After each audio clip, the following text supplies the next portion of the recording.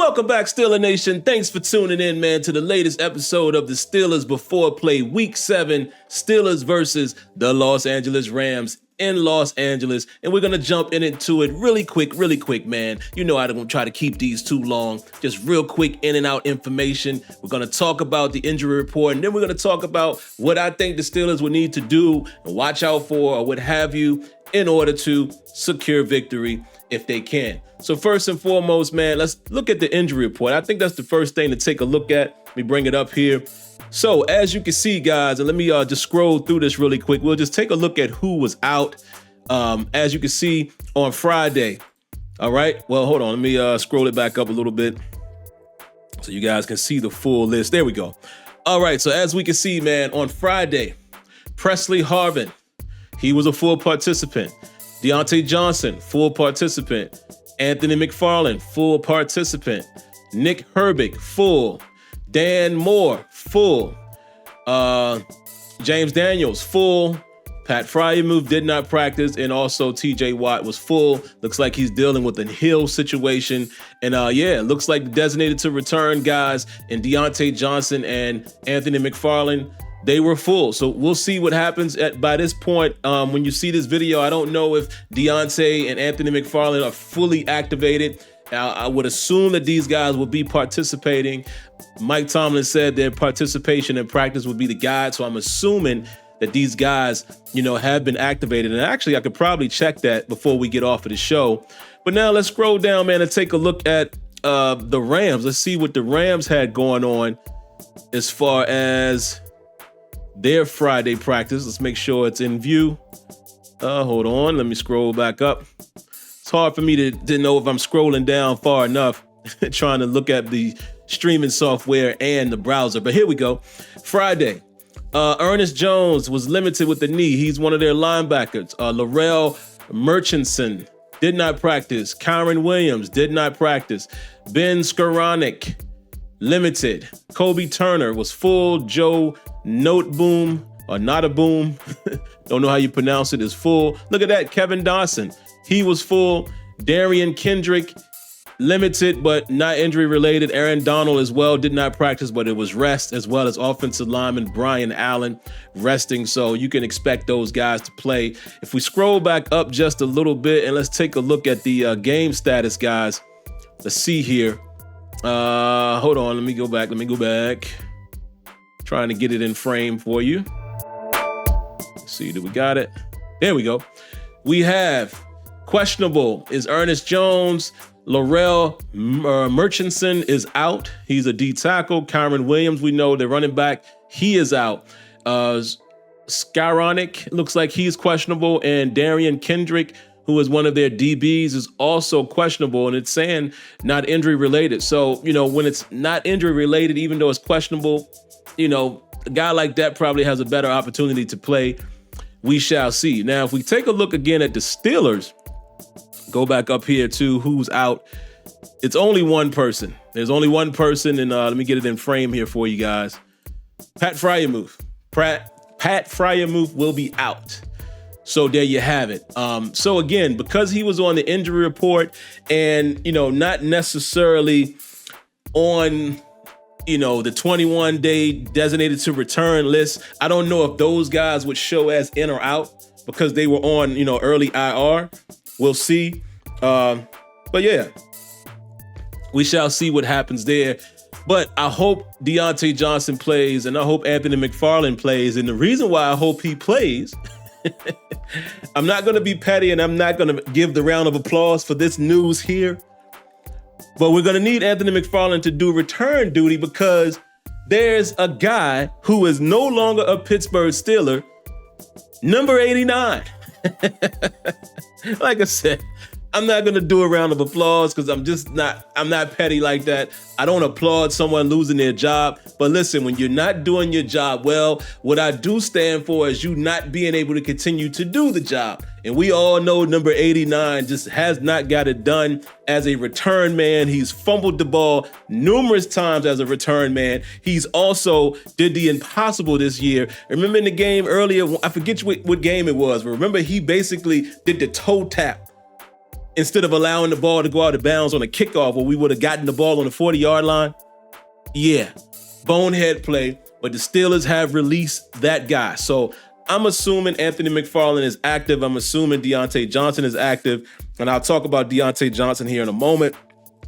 But really quick, man, as far as what the Steelers are going to have to do to secure victory, I took a look at the Rams versus Cardinals game, and it's as expected. You know, Matt Stafford at times can play very well. You know, Matt Stafford can make elite throws.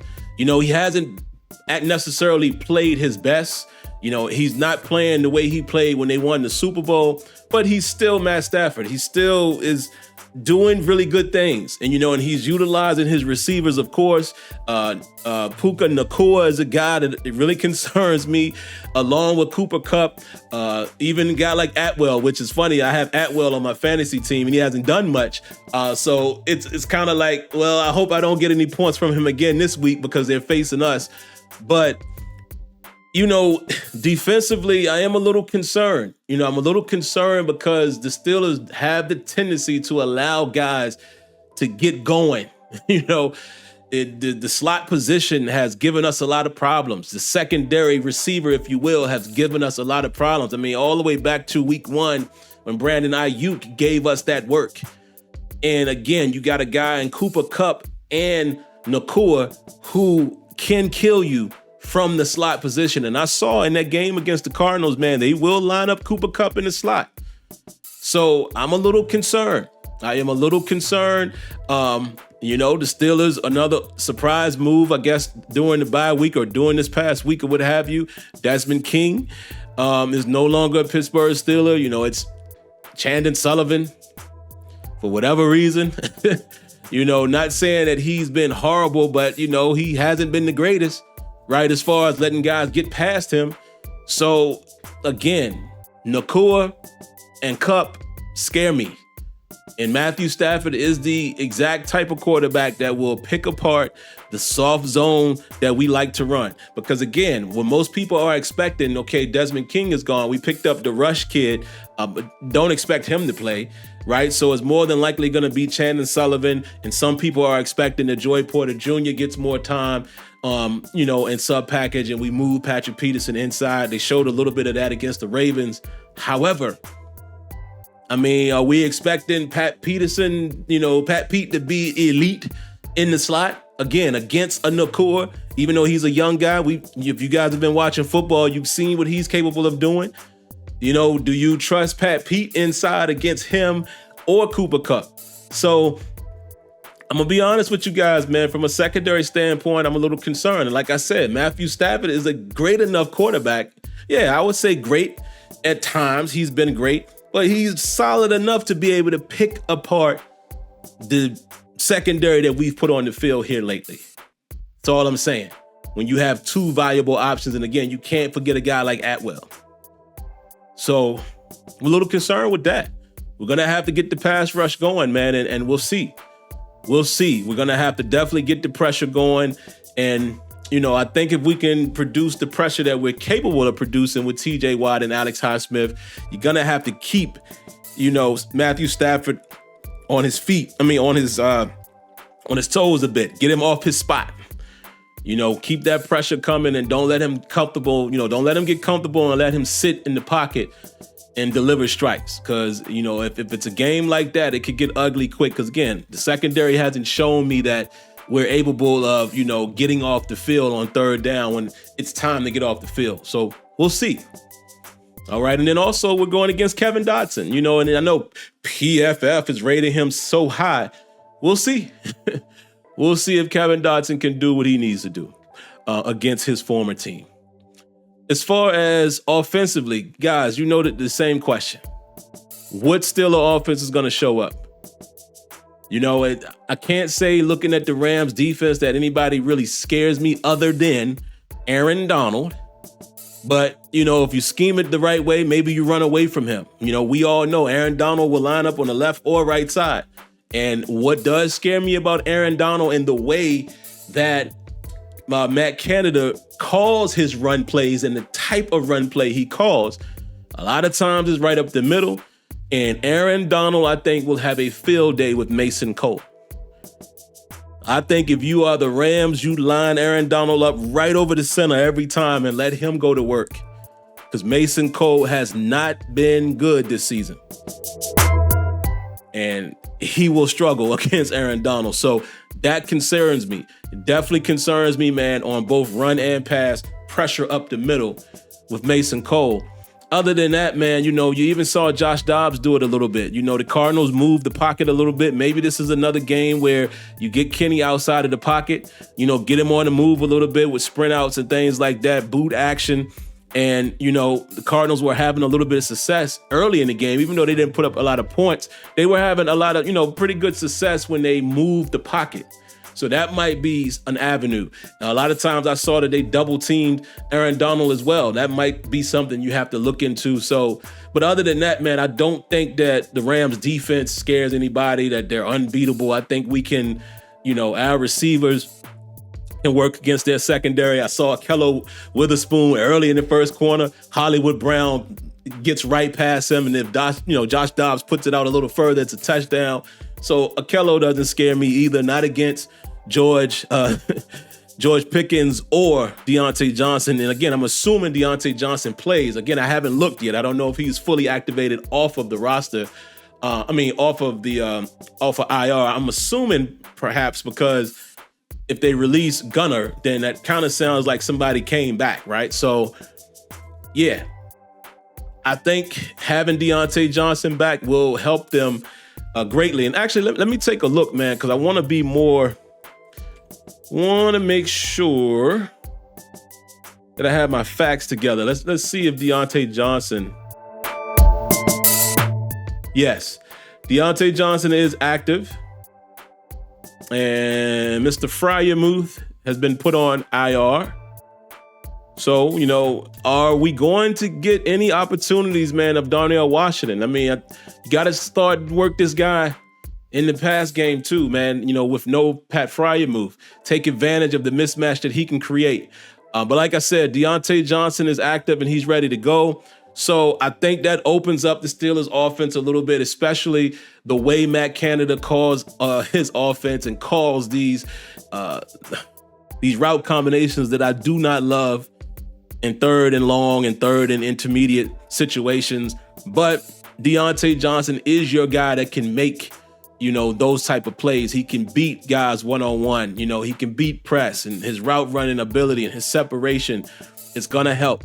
It's going to help because now you cannot key on George Pickens, right? And you open it up downfield for George Pickens, and George Pickens is also working more of the route tree as well. And if you get Calvin Austin out there, let's say you get the three of them out there together, right? Calvin Austin is a big play threat every time deep down the field. So having Deontay Johnson out there automatically makes the Steelers' passing game better because of matchups. Will it be better? We shall see. That's going to be up to Matt Canada as well as up to Kenny Pickett. Kenny Pickett, okay, coming out to buy, Mr. Pickett. Coming out to buy, sir. I need to see some more, okay? I need to see better discernment and decisiveness and things like that when you go through these progressions. Stop locking on one receiver. And again, the question still remains, is it Canada or Pickett? Because some of Canada's routes almost make it seem like it's lock on one target. But either way, they both got to do a better job. But just individually, Kenny Pickett, I need you to pick your play up. We should see some improvement coming out of this bye. Let's get it together. But those are my quick keys to victory, man. Yes, the Steelers, of course, need to try to establish the run game. But like I said, that's going to be up to play calling and scheme in terms of what blocking scheme we put out there against the Rams. Because a guy like Aaron Donald can stuff the run. He can be a wrecker, just himself. And particularly going against a guy like Mason Cole, because that's what I would do. I wouldn't even worry about the guards. I have him go right up against that center all game, and let him cook. So there you have it, man. The Steelers definitely got to establish some balance. Like I said, man, even if they are not run heavy, having Deontay Johnson back out there and considering the secondary, that the Rams have. I think if you want it to be a passing game, I think there's matchups that we can win. And then on the opposite side of the ball, man, we have got to find a way to keep Stafford pressured, because if not, in the soft zones that Tomlin and Terrell Austin choose to put out there a lot, I think Matthew Stafford tears it apart with Cooper Kupp and Puka Nacua. Very concerned about the defensive effort, and we shall see which Pittsburgh Steelers shows up in LA. You know, which Steelers team shows up in LA. But that's all I got for you guys, man. That's my quick before play. I appreciate you guys tuning in. We'll check out the game tomorrow. And of course, after the game, come right back here to the channel, man, where I will be doing a post-game show like I do each and every week. And maybe we're smiling, or maybe we're cussing people out. We shall see. But before you go, man, definitely don't forget, if you liked the video, hit that like button, subscribe to the channel, turn on your notifications, and I shall catch you in the next one. Peace.